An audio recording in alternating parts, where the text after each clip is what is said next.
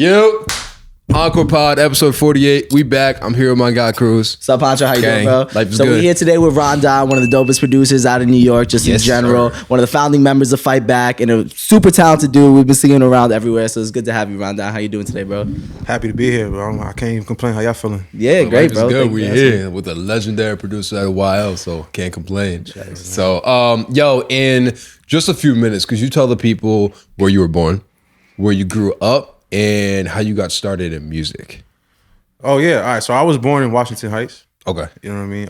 I moved to Yonkers when I was like not even a teenager yet, like 12, 13. Just your family wanted to get out the city? I mean, Yeah. you go wherever they go at a certain age, you know what I mean? Yeah, So yeah. I was dealing with that. Moved to Yonkers, though. I went straight to high school. I'm playing sports, Okay. going through the I motions. knew you was a fucking D end or some shit. I was definitely right tackle. Yeah. You feel me? I believe it. No, it was a crazy experience, but being in Yonkers is what kind of introduced me to making music. Okay. So coming up, were you connected to the music culture like right up the gate, or is that something that you had to work your way in as you started getting active in music? That's a good question. I was always listening to a lot of music. Yeah. I feel like I had a really good friend circle. We were all like throwing a bunch of different vibes at the table all the time. So one day we'd be super hoodied out, listening to like the craziest stuff ever. And then we'll listening to like some country music that's like Country music, yeah? nah, it's an example though. but Like just- some yeah, EDM you or anything. switch it Just up, anything yeah. that moved you a certain way, we would just be open to it. Yeah. And I had certain friends, and my son DJ introduced me to like the concept of making certain beats, like A-Rap music. You ever heard Yeah, A-Rap music? bro. He's a fucking Yeah. beast. Beast. Fucking beast. He showed me a video, like the Millie video of him. Oh, at, like, I see. 16. Oh my God. And I didn't really understand what I was looking at, but I was like, this is heat. Like, whatever we gotta do to be on this, let's do it. And fortunately, bro lived like right across the street from our school. Damn, bro. My fault. Huh? No, that's bad. My bad. I'm But yeah. sorry. Yeah. Luckily, he lived right across the street A-Rap? from my man's DJ. Oh, okay. He lived like right across the street from the school. And me and him were on a basketball team and baseball team together. So like he ended up getting like a beat machine, however he got it. And every day before practice, before a game, we chopping samples up in his crib. You know what I mean? Like, Yeah. That's how devoted we became to it, just indirectly. And Yeah. That's fire. by the time we got to college, we also went to school together. It was like a no-brainer. Like, So you at least had that partner that you were always working with to make beats and produce and up your skills and all that. yeah, I feel like you always gotta You have weren't like doing a it little alone. community. For sure. One thing about you wearing his merch right now is Iman. You're very connected to Iman, and his success Shout out Iman. has become sort of your success, and vice versa, probably a little bit. So, how important was that for you to have like an artist like Iman that's like right by your side? You're always having places for your beats to go, getting your name out there. Was that something that Well, was just a really team in important? general. That is good that you pointed out, but minus the beats, I had somebody to go outside with. Talk about it. Genuinely, like saying that, like he was probably the only person willing to get their feet wet. That's major. In terms of actually hitting the scene. And Yeah, doing, really. like no stigma is gonna get in my way right now, and you know what I mean. That was like our mindset going into this. Yeah. considering where we from, like That is so major, bro. That's something I really struggle. Like I constantly have to go to, or at least I did have to go to events by myself because it's like He I always want to tries go to out drag there, me but to it's like, shit. yeah, for sure. But I don't really have like too many friends that are always down to go. Like I don't have that one boy that's like always down to go. You know what I mean? Yeah, so I mean, that's we- great we that you kinda have like- that. I'm not that boy. I'll be busy. Yeah, he's not that yet. He's busy, but we had each other. So there'd be days where I personally be like, "Oh, I'm not really feeling it today," and he's like, oh, "I ain't ask you that, bro. You coming or not?" Like straight up, Alright. yeah, Yeah, you gotta You respect need those. it. Nah, So it's real. it's as much as you want to have like your own dream and vision, it's good to have niggas around you like got that foresight too, like for you. Do you think you could have gotten as far as you got without going outside? I'm not gonna say it would have been impossible, but I would have had to do a lot more like legwork for sure. Yeah. In terms of like reaching out, emails, DMs, shit like that. Just creating a different platform. I feel like I devoted the past couple of years to like making sure I'm outside and people have a face to the name rather than just like, oh, you got me on the gram. yeah, yeah, know that's what a I mean? fact. Like- That's so important as a producer too. Yeah, And a lot yeah. of people are utilizing other tools. Like people use BeatStars, people use like other websites to get their art out. to each his own. You know what I mean? I was just about to touch on that. Was that like, because a lot of producers enter the game now not feeling like they ever have to go outside because they have online marketing like BeatStars and YouTube, and they use all that, and they become sort of an online producer versus like an industry producer is what some people say. Yeah, I feel like it depends on what the goal is. Yeah, obviously, we're all looking to acquire what we need to acquire to, have stability and stuff. But like, you saw yourself as an industry producer more so? You wanted to be in the studio, for lack of a better word? I feel like having that mindset of like keeping things exclusive would take me a long way. Like exclusive, yeah. As in like your beats are not for $30. You can't just Google a Rondon kit, and even down the line, if I get or when I get where I need to get, that's not gonna be a thing. Okay, you know what I mean? Gotcha. Even though there's more than enough space for you to have that. And I mean, even people I look up to now on the digital era, they don't got kits out. Would you encourage other producers and creators to take the exclusive route or do like a lease type, or it just depend on what your goals are? It seems like a much longer grind to sort of not be because leasing beats you could get $20 20 times like in your first couple months in it. Yeah, that's a decent bag. Think about how much time you taking up doing that. Yeah, like I could easily have them same problems in my city. Yeah, and never have the space and mind capacity to leave and realize people are willing to pay more. Yeah, not to sound crazy, but I remember coming up 19, 20 years old. Homies in my section didn't have $100. Had me feeling like, damn, these shits ain't even hitting. But then you go outside, you get up out the city, and I'm dealing with paperwork for all these other places, and it's not $100, gang. Yeah. So that leads me into one of my questions, though. So when you step outside the city, you start working with different types of people. What are some differences you see? And maybe I hate using the term local artists, so I'm gonna just say upcoming artists versus people who are established and have been doing this for a while. You saying what the difference is? Yeah, some mindset differences. The etiquette, man. Yeah, the etiquette. Okay. Everything is like, it's like night and day. It's night and day? For me, from what I've experienced, and I still work with upcoming artists, don't get it twisted, but I feel like as far as like the willpower to stay in the studio, that's one difference. The discipline. Doesn't even compare. Now, the selectiveness, that has a long, that honestly is like the biggest thing. Selectiveness with beats. They're picky, period. Yeah, okay, with anything. Okay, so if I know I'm working to drop an album, it might take me 35 songs to get there, but I'm only taking 12, gang. I'm about to be picky as hell. That means I'm curving 20 songs. Not everybody got that many songs to work on. Some homies that have 4 to 5 records and they get excited. Yeah. Damn, I want to do something with this, which is cool. Do that. That's it though. Yeah, definitely makes sense. Yeah, I've noticed upcoming artists, they feel like they spent $100, $300 making a song. I gotta put it out. They have to.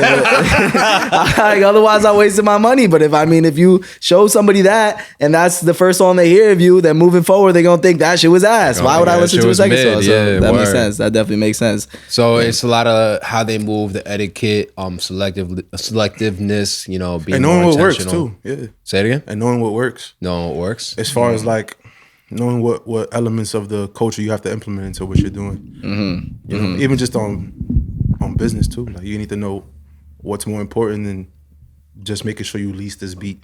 Yeah, definitely. Making sure, you know what I mean? There's a lot of facets that go into making sure a person like any of us sees your product. Like, Damn. So nowadays, how do you go about promoting your beats and your music in general?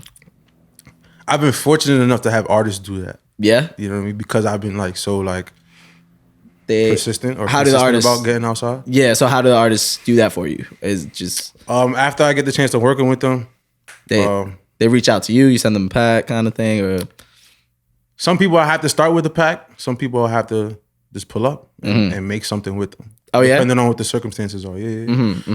I'm going for that 100% every time, making sure I'm in the room. The result always varies, in my opinion. It's always better to be in the room than send the pack. 100%, because and also you gotta keep in mind there might be days where the shit I want this nigga to get on, he might not even be in the mood to do that. And I might send him a bunch of that.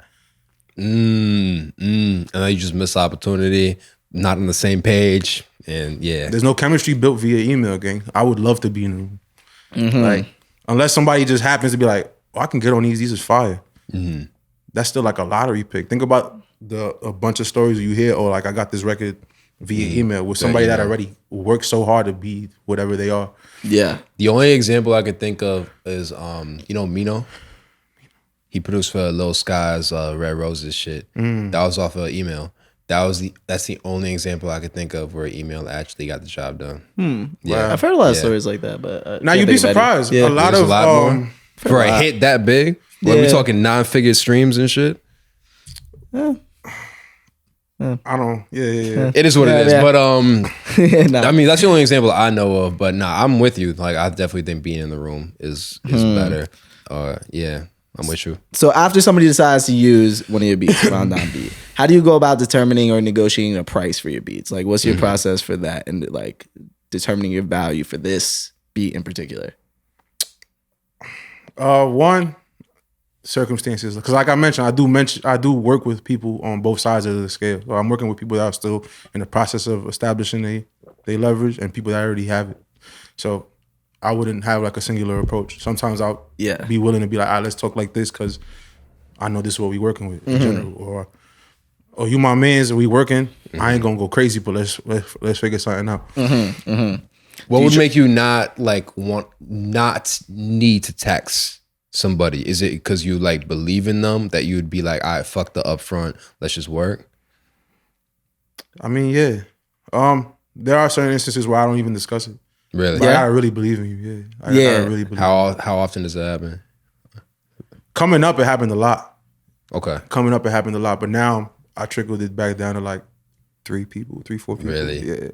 Yeah. I'm assuming like at this point over 100 artists. We're talking 3-4 people. Free? Yeah.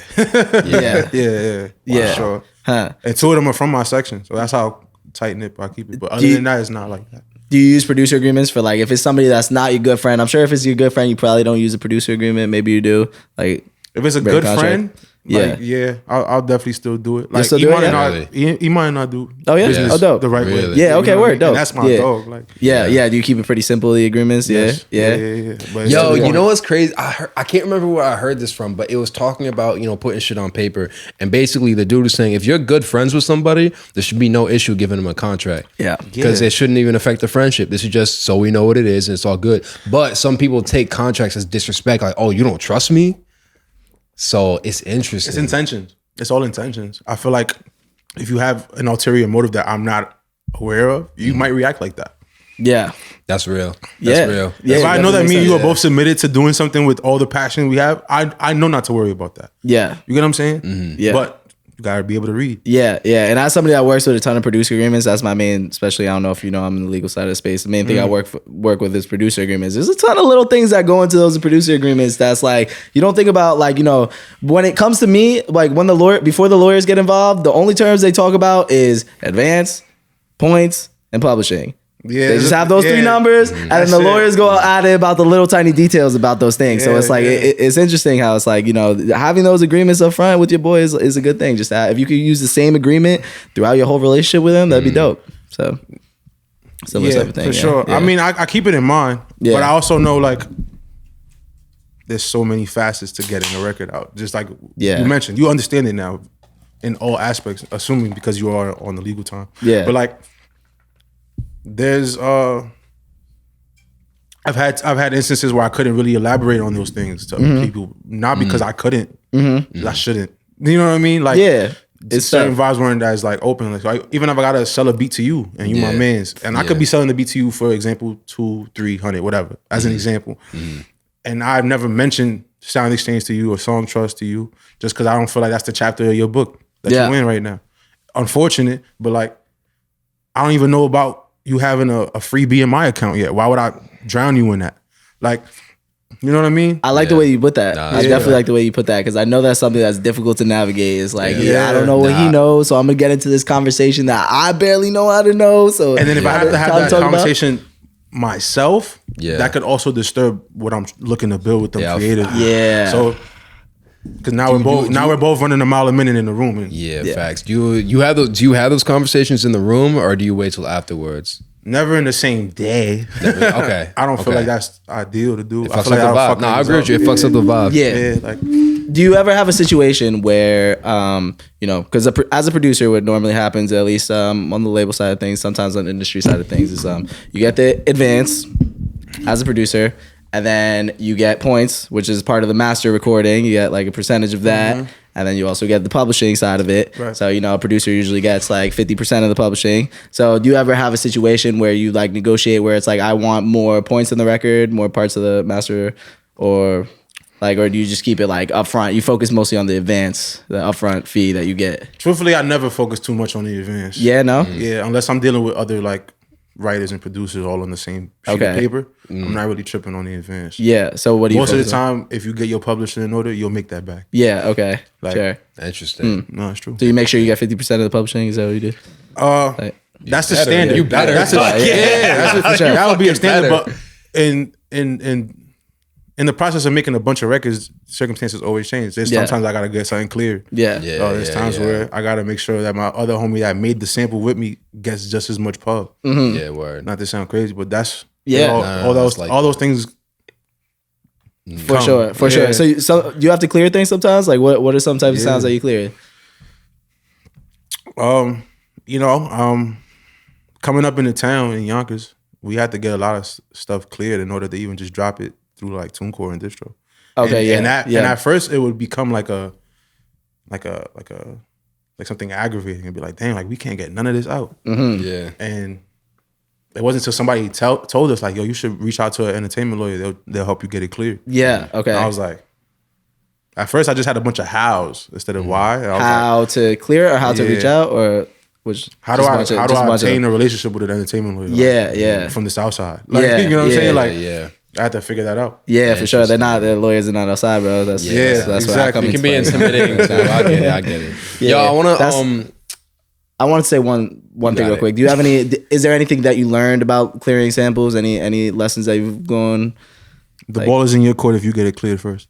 If you get it cleared first, you're saying? Yeah. What do you mean by that? As opposed to the label getting it cleared or whoever else on the other side. Yeah, because then if you leave it to them to get it cleared, they also can determine how much they're willing to give back to you. Yeah. Okay. Got you. So let's say hypothetically, I had a record with blank, and they're signed a blank. Big record that they have like, oh, this is gonna be the record or the project, whatever. We need to get it clear. We're worried about even presenting it to the label because it has such a prominent sample. Let me go get it cleared before we even get an agreement in there, because then the agreement gotta look different. You feel me? Interesting. Wow. Okay. Majority of the machine, I know we on camera, but aside them clearing the sample, they're already taking a huge chunk of the marketing on top of everything on. Let me do everything I can, bro. Yeah. That makes sense. Yeah. For sure. It's a headache. It's the same process that somebody that's getting hired to do that, I could do that shit little to nothing. Reach out, yo, make sure this gets clear for me, bro. Whatever we gotta discuss, we'll deal with that. Okay. So you felt like you've been able to do it independently? Because I know a lot of artists or sometimes feel like they have to have somebody represent them, or maybe producers too, in order to get me and a seriously. few artists have found a lot of convenience taking care of it. By yourself? Yeah. Yeah, okay, word. Sure. Fire. Dope. Don't underestimate how much you can do by yourself. Yes. That goes back to all the artists that say like they need managers to move forward or whatever the fucking situation is. You can get a lot done by yourself. Don't ever forget that. Yeah. That's a combo for another day. Yeah. But one thing I do want to talk about, just in another general question, what are some things that when you're working with artists make you be like, I want to keep working with him versus annoy the shit out of you? If I feel a ceiling while we cooking, you know what I mean? If I feel like you can only go so far. Not even go so far, because you can identify that you can only go so far, but what then? You could either keep doing exactly that or listen to somebody like me in the room. As an example. If not, I feel like you need to be able to take direction. You know what I mean? Because so many people have access to beats everywhere, people lose the art of like the producer really producing the record or conducting the record. Yeah. So if I'm with you and you rapping a certain way the whole time and I tell you just change your flow one time and I keep feeling like this resistance, I probably won't look forward to being in the studio with you like all the time. Like, but now if I see that one, you're OD nice and you're trying to push your ceiling and you trying to get on a beat that you never got on, I'm gonna rock with you forever. Interesting. Makes sense. You're building more identity than you are just like a singular lane of music, if that makes any sense. Facts. I'm on that all day. So someone who might be like for lack of better terms, a know-it-all, that would be a turn on. They don't even have to be a know-it-all, bro. They just simply might not be open to direction. That doesn't make them like a stubborn asshole, but in this particular moment, you just didn't listen.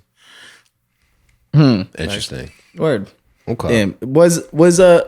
Were you always somebody that was like outgoing enough to always feel like you wanted to be outside, or were you kind of shy at first and you had to work through that? Nah, I think I've always been pretty social. Yeah? Yeah. Yeah. At least That came naturally for you? certain things, yeah. Yeah, But yeah. as far as like knowing what my like social superpowers are and then utilizing them Yeah. for something than just chilling, Yeah. that took a while. Yeah. So how do you plug? That's crazy. So if you meet somebody, how do you go about plugging yourself in? Like what's your like? Are you somebody that likes to be patient with the way you network, or are you somewhere like, oh, I see this person, I'm gonna try to I got in a beats. pack Like, right Very now. patient, yeah. Yeah, you try to be patient. I used to be very like, yo, bro. Yeah. Yeah, that stopped though. After Yeah. a while. Why is that? Because once you really get into the scene, you see a lot of niggas a lot. Yeah. Same people a lot. So Yeah. why would you? You know the time gonna come. You don't need to force something. Yeah. And then when you force it, they think you pushy, and then they try and stay And people away don't from forget, you. bro. Even the busiest people don't forget things. Yeah. So if you might have a different hat on the next time I see you. Yeah. But if you come to me with the energy that resembles you the first time I saw you, I'm gonna remember that. Okay. Word. Be like, I remember last time bro was trying to hound me just to listen to something. Yeah, Not that's today, too bro. much. That's too much. So you gotta So learn you how might to try to just separate yourself a little bit Yeah, from that. Okay, for that sure. makes sense. Yeah. On the flip side of that, how would an artist get your attention? Like in a way that like you would actually respond and want to work with them. You're talking about like in person? Or? Just whether it be in person or through the DMs, just approach in general. How would you want to be approached, or what would be? Well, just start with that. How would you want to be approached?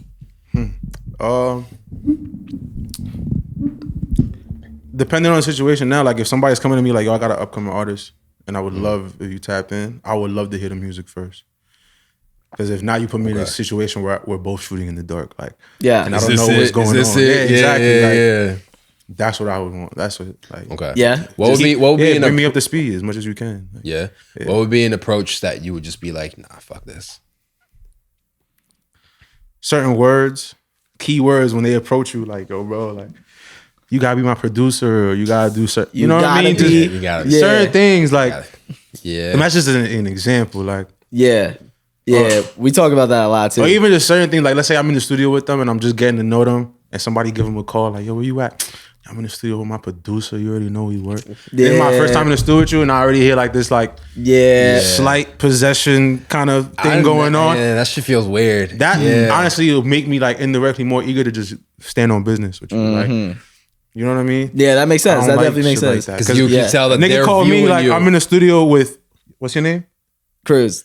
I'm in the studio with Chris. You get what I'm saying? Yeah. I'm not. Yo, I'm in the studio with my artist. Yeah. Nah, Never. that's not- I just can't be like that. Bro. Yeah, that shit is definitely weird. makes sense. I never liked that shit. I never liked that shit. Yeah, so I want to touch on. I mentioned this in the intro. I introduced you.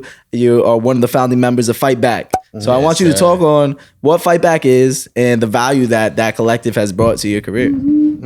Fire. So Fight Back is a collective out of Yonkers, New York. All 6 of the homies produce, but we all been venturing out with our creativity and just going everywhere we can.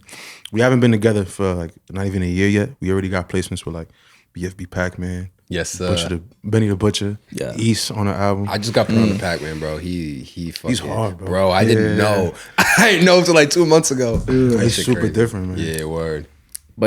But so what is it about you guys that made you want to form a collective? Like, why did you feel like we should form a group together and form like a brand identity together?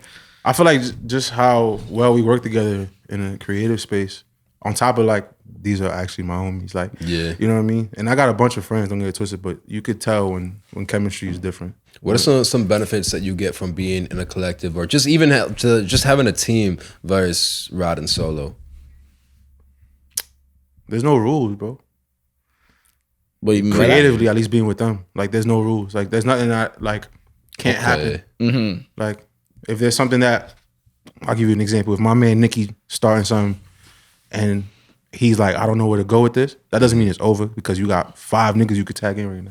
So there's no rules. A nigga could come in with a whole other approach. But if you by yourself, you might get in your head, be like, and then shit just dies. I'm calling them. Yeah. I'm calling them. Yeah. I don't ever feel okay with that feeling. Like, and that's another thing too. Like, if I have one idea, I'm gonna make a bunch of ideas down the line. We all are. If I can call you for one, I'll do that. Okay. And we got, like I said, we got a whole team to do that. And I'm not gonna get the same result from each homie in the team. Also, what makes it fire? Like, yeah. It's just, we all got our strengths. You know what I mean? Yeah. For sure. So how do you guys go about collaborating as like 6 people? Like, how do you go about like, all right, we're working on something together? Like, because I know now all 6 of you are on the same beat. So like, how do you guys sort of make things? Like, one of you known for melodies? Like, one of you known for your drums being good? Like, a lot of us got, well, all of us, in my opinion, got like good drums. But we all got a different ear for melody. Like, all of us. It's fire. Like, it's a million different ways that it happens. Yeah, bro. I, there's not like one, like, yo, bro, go start it up how we usually do it. It's not, none of that. It's one day I might start some shit. Jesus might start something. Flam might start something. You know what I mean? You just never know how it's going to end. And shout out you also Jesus. never know how it's going to start when you pull up with us. Like, I met Jesus at fucking Iman's party. Shout out Jesus. Okay, word. Yes. Are you interested in sort of building something like an internet money where it's like a collective that, or like maybe you share a branding when you put something out? Like if you, if it's like, it's produced by FIGHTBACK, or is it like, you know, are you trying to so if you go to the Pac-Man record, we're credited as FIGHTBACK, but it tells you who. Okay, yeah. If So you go to the credits, but yeah. For sure. Yeah, okay. Yeah. I'll give you another example. Smutty, another member of FIGHTBACK, he got a record with Antonio Brown and Favi on it. Antonio Brown on it? Yeah. And it tell you who made the record. So okay, word. Oh, dope. Yeah, damn, that's fire. What about Steel Sessions? I'm interested in Steel Sessions and like what that has done with your career, because it seems like you've been with them for a while, Steel Sessions. So I want to hear about that a little bit. I feel like Steel Sessions is a product of like my relationship with Buddha. Yeah, you want to break down what Steel Sessions is real quick? Steel Sessions is like a workshop. Producer, engineers, artists, everyone comes, truthfully. And you never know how your day's going to go pulling up to one of those events. Most people come with the premise of, I'm coming to get feedback on my art. Okay. And with that comes the setting of like, oh shit, an A&R might be in here. Or I never met this rapper, but he's here today, and I just played beats. Maybe I could holler at him. Or it just opens a lot of another set of like opportunities outside of you pulling up to invest in that one day or a weekend. You know what I mean? It's just crazy. Yeah, and I've never seen anything like that in the industry. Period. Wow. And I've seen, and granted, I've heard of a million past the auxes, past the whatever. Yeah. Nobody's leaving with something for real, like when you pull up the Steel Session. Really? That's fire. That sounds super dope, bro. Yeah, I was seeing that. I see the people that you guys have in that room, and it's like, yo, y'all just open to the public? Like, if you buy like the ticket, you could just pull up? Oh, there be tickets you gotta pull up. You can't just walk in. Yeah. I saw that you have like the full day pass, just networking pass, or it's like $40 or something. You get really coming to like, you're gonna be in every room. Yeah, you're gonna have to. Yeah. That's dope, bro. Yeah, that looks super dope. I definitely want to pull up to that. It's super worth it though, because it's like, they had like 12 events, probably more at this point, but I remember going to like the first 6 of them. And the very first one, I got a chance to play beats for East. Yeah. And that opened the door for very first what one you see now happening with us. Like, y'all all making moves together, bro. That shit is fire. All those dudes. That's a vibe. You want to hit the jar? Yeah, let's hit the jar. All right, we got a motherfucking jar of deep ass questions, all shit related to life getting better in the music industry. So we gonna fucking take 4 of these out and see what we find. I want to get some of the new ones. All right, I'm not gonna let the. All right, 1, 2, Have you 3. seen this jar before? Nah, haven't you? What we do with Iman? Did we do the jar or do we do lyrics? Because sometimes we do the jar. Lyrics with him. Sometimes we do lyrics with him for sure. Yeah, we did lyrics with him. Okay, word. Yeah, all right. Sometimes we do tweets. We didn't do tweets today, so. Okay. All right, I'll start. Mr. Rondon. What has been the most painful sacrifice you've made for your career? Most painful. Time has been the craziest sacrifice, bro. Just blood, sweat, and tears. I'm not gonna sit here and act like we in 300, but it's been some pain for sure. Having to like put a pause on certain relationships, personal Some life. right? Yeah, just on certain things, even if where you're pausing it at isn't like the best place to do it. It's a lot of that. You know what I mean? I done dealt with a whole bunch of that. I've been producing, at least with the attempt of being outside, for like 5-6 years now. None of it was easy, bro. You know what I mean? Yeah. No, it's worth it. Yeah. For me. Yeah. Word. Yeah, that relationship part is so major. That's Bro, something that everybody struggles with. yeah. Taking it seriously. Just comes with it, I guess. But You can't have like normal friendships on some real.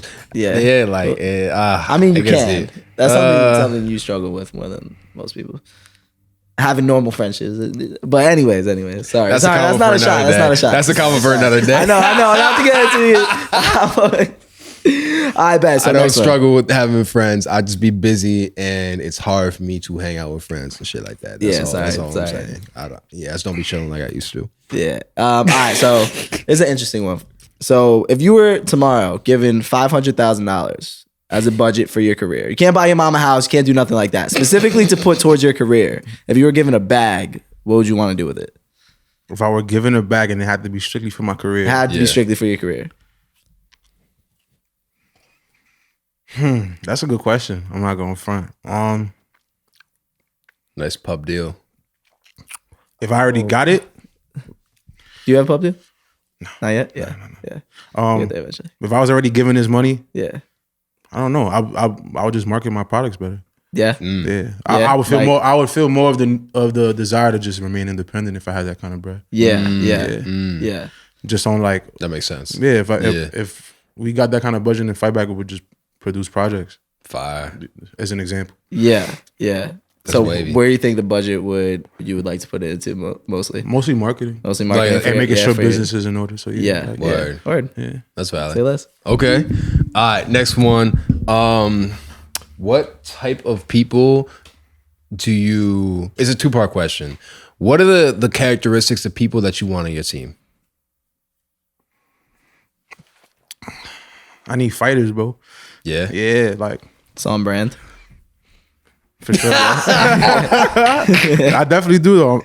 I just need people that are not gonna let certain circumstances phase them. I deal with shit just like they do. You know what I mean? Not to sound crazy. I go. Yeah.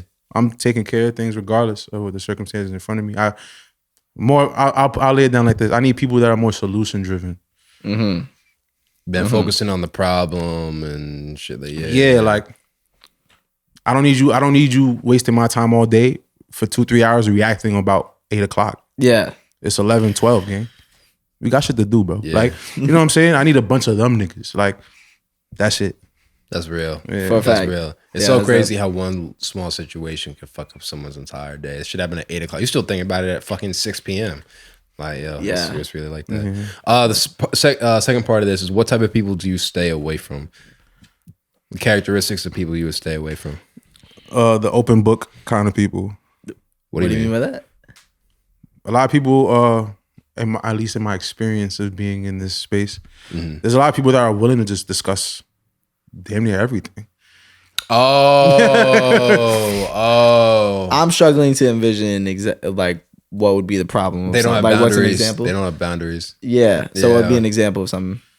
I guess it could really be anything, but You could be discussing an artist that I work with because of you to me. I don't need that. that is. All right, I think So if I feel like they need it, hold on. If I feel like you're doing that and I'm on this side of the coin, there's only a matter of time till I'm on the other side of that coin. Bro, that's just gossiping. That's not even being an open book. Right? It's just little that. bit of I mean, it is like, yo, I went through this with this guy. I went that Here way it to is. avoid the gaslighting. You feel me? Yeah. It comes. Nah, I fucking Yeah, hate like- gossiping, bro. That's one of my things. As soon as I hear that, I'm just like, Yeah. my whole perception of that person changes, and I can never trust them. Yeah. So, Yeah, for sure. I'm on the same type of time. Yeah. That makes sense. Though. Now I feel what you're saying for sure. Yeah. All right, best. So one last thing. So what do you think, or what do you wish people understood about your job? That they, about the role of a producer in general. Like, what do you feel like people should understand more than they do?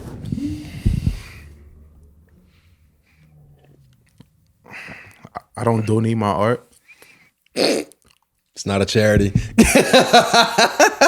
First and foremost. Yeah. We are not a nonprofit. Like, you feel me? Yeah. Yeah, that's a good answer. Yeah. Nah, for sure. Is that something you experience a lot? It's just a lot of people expecting like Growing pains. Yeah. Definitely growing pains. Growing up in the town, trying to establish some grounds like, oh yeah, this is what I want to do for real. Certain people ain't gonna take you serious. Word. For whatever reasons they are. I can't stress them, but those are the facts. I've had those moments where I'm like, Same shit. Yeah. Bro, people are just starting to take me serious. I've been in this shit for 5-6 years. oh nah, I Yeah. feel you, bro. So, Trust me. Yeah. So, Huh. It is what it is. Hey, Regardless, how you feeling? I can't complain, truly. Yeah? Yeah. I think that was dope as fuck. Nah, facts. My dog. You gotta get on camera more, bro. That was dope. Yeah, for sure. Yes, I like the sir. way you deliver it. Absolutely. Last thing we have to ask, could you tell the people where to find you on social media? Rondon FB on the gram Boom. and Fight Back Ron on TikTok. Beautiful. Yeah. Beautiful.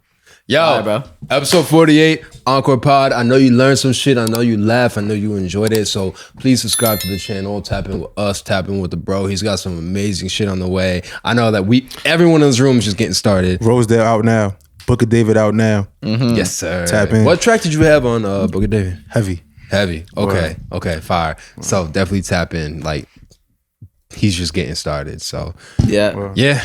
Thank you for watching. We out of here. Bow.